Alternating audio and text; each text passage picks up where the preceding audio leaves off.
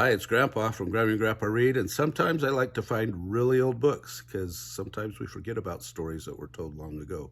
This book is from 1951, and it's called Waggles and the Dog Catcher by Marion Belsen Cook, and pictures by John Peterson. It's a Scholastic book. I guess Scholastic existed back in the 1950s, early 1950s. Waggles was a little white dog. He had no home, but he had lots of fun just the same. He went up and down the streets of the town, wagging his tail and looking for things to carry. He liked to carry things: a bone, a glove, a shoe, a newspaper, or even a stick. It made him feel important. One Saturday morning, Waggles was trotting along Main Street. He was carrying a bone. The sidewalks were crowded with people, and all of them were on their way to Sweezy and Swenson's department store. Waggles ran ahead of them, and when the door was opened, he hurried in. He ran up one aisle and down the other. Waggles was so excited by all the noise and all the people that he dropped his bone. He ran up and down the aisles looking for it. He ran up one aisle and stopped at a counter piled high with hats. Women were grabbing them up, trying them on, and looking at themselves in mirrors. As Waggles stood there, a small blue hat fell on the ground, on the floor. Waggles picked it up. Now he had something to carry again. The floor walker saw Waggles. "Stop, thief!" he shouted. "Stop, thief!" Waggles ran down the aisle. The floor walker ran after him. "Stop, thief!" the floor walker kept shouting. Waggles reached the front door. The floor walker was close behind him. Waggles dropped the hat and hurried out of Sweezy and Swenson's department store. Just as he reached the sidewalk, he heard the floor walker shout, "Hi, dog catcher!" On the sidewalk, Waggles saw a man with a net. "Catch that little white dog," the floor walker yelled. Waggles did not wait. He ran down the street and into an alley. The dog catcher was right at his heels. Soon Waggles came to a coal bin. He could hide there. He jumped in and sank down into the slippery coal. It almost covered him. He stayed there for a few minutes. When he came out, the dog catcher was waiting. "Do you see a little white dog?" he said to a boy. "No, I don't," said the boy. "I only see a little black dog." The dog catcher looked at Waggles, who was black all over from the coal. "I am looking for a white dog," he said, "but I will catch this black one instead." He made a dash at Waggles with his net, but he was not quick enough. Waggles ran out of the alley and around to Main Street. Again there in the crowd, he soon got away from the dog catcher. Waggles came to the town hall. A man was putting whitewash on the brick walk. He was using a big brush. Waggles stopped to watch. Soon the man put down his brush and sat on the bench to rest. Waggles picked up the brush by the handle and stood wagging his tail. He was happy because he had something to carry again. He looked around. The dog catcher was coming. Grandpa's having a hard time reading these words because they're in the crease. "Do you see a little black dog, all black?" he asked the man on the bench. "No, I don't," said the man. "I only see a little black dog with a white tail." The dog catcher looked at Waggles, who had been wagging his tail in the whitewash. "I am looking for a little black dog," he said, "but instead I will catch the black one with a white tail." Waggles dropped the brush and hurried away. The dog catcher ran after him. Waggles ran around to the back of the town hall. He jumped over a wall and into a garden. A boy was watering the flowers. "You need a bath," the boy said. "Stand still and I will give you one." And he squirted Waggles all over. Just then the dog catcher came over the wall. "Did you see a little black dog with a white tail?" he asked the boy. "I did," said the boy, "but I don't see him now.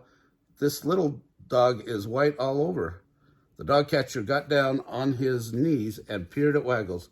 Then he got up and said, "I am looking for a little black dog with a white tail, but I am going to catch this little all-white one. Waggles did not wait to hear anything else. He ran out of the garden. He trotted past the town hall, then he hurried up Main Street. Soon he came to a meat market. The door was open. He sniffed the wonderful smells.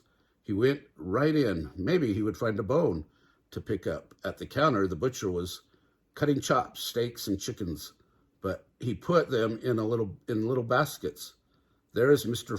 Frisbee's chicken, the butcher told the clerk, and he pointed to the small basket on the floor. Take it out to her right away. She is waiting in her car. Waggles wagged his tail. He picked up the basket and carried it out of the store. Come back here, shouted the butcher.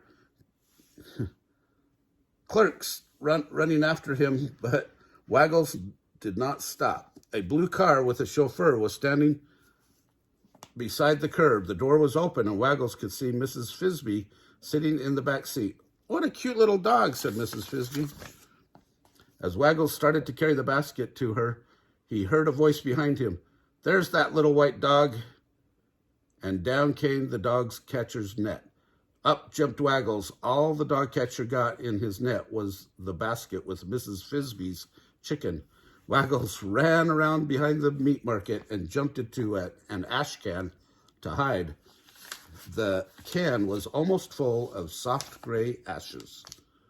Have you seen a little white dog? Heard the dog catcher ask. Waggles poked his head over the top of the ash can. He saw the dog catcher talking to the butcher's clerk. Waggles jumped out of the ash can and ran past them.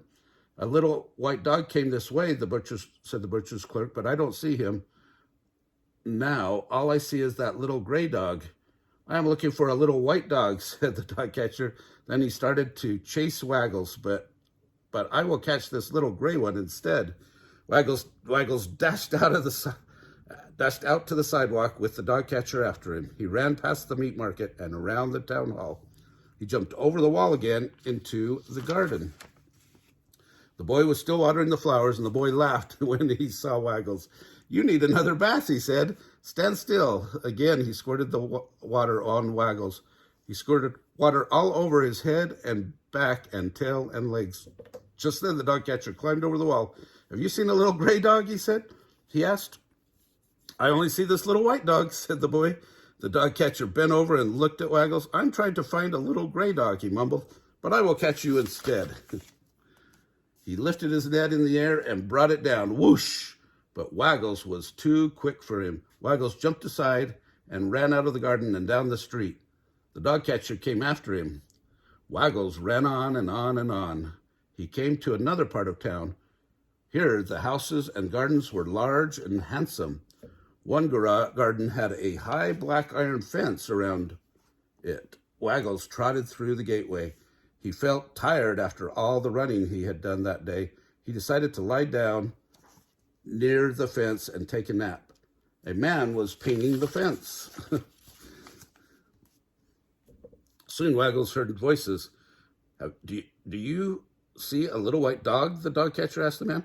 No, I don't, said the painter. I only see a little white dog with big black spots. The dog catcher looked at Waggles, who was splashed with black paint from the painter's brush. I am looking for a little white dog, he said, but I will catch this one with the big black spots. The dog catcher came running through the gateway, but Waggles did not wait for him. He raced across the lawn. Just then, a blue car turned into the gateway. In the back seat was Mrs. Frisbee. Waggles ran after the car, and the dog catcher ran after Waggles. The car stopped in front of the house, and the chauffeur opened the door for Mrs. Frisbee. Waggles hopped into the car and picked up the small basket near her feet. Then he jumped out and carried it to the door. A maid opened the door, and Waggles trotted in. He saw some curtains and hid behind them. Through a crack between the curtains, he saw the dog catcher and Mrs. Frisbee standing at the door. Do you see a little white dog with black spots? The dog catcher asked. Mrs. Frisbee looked all around the room. I don't see any little dog at all, she said. And that was true. Not even the tip of Waggles' tail showed from behind the curtains. I'm sure he came in here, said the dog catcher. I don't see him anywhere. Please go away, said Mrs. Frisbee. So the dog catcher went away, grumbling and waving his net. As soon as he was gone, Waggles came out from behind the curtains. He was wagging his tail, and he was still holding the basket. What a helpful little dog you are, said Mrs. Frisbee. You may carry my chicken to the kitchen. Then she said to the maid, he smells of paint. Please clean him off. We will give this little white dog a home. So Waggles came to live with Mrs. Frisbee. He was very happy. He wagged his tail and carried things every day. Each morning he brought in the newspaper and carried it upstairs to Mrs. Frisbee. He also brought in her letters. Whenever she dropped her knitting bag or her glasses case, he picked it up and brought it to her. Almost every afternoon, he went for a ride with Mrs. Frisbee and her chauffeur. He was dressed in a red coat, and when people saw him, they didn't know that he was the homeless little dog that used to run up and down the streets. Waggles always looked out of the car window, and whenever he saw the dog catcher, he barked. But the dog catcher never bothered to look at him. He was much too busy trying to find a little white dog, a little black dog, a little black dog with a white tail, another little white dog, a little gray dog, and another little white dog, and a little white dog with big black spots. Oh, goodness. Waggles was either very fortunate or very wise. You decide. If you like this story, smash the like button down below, subscribe to our channel, and remember to watch the playlist for dogs.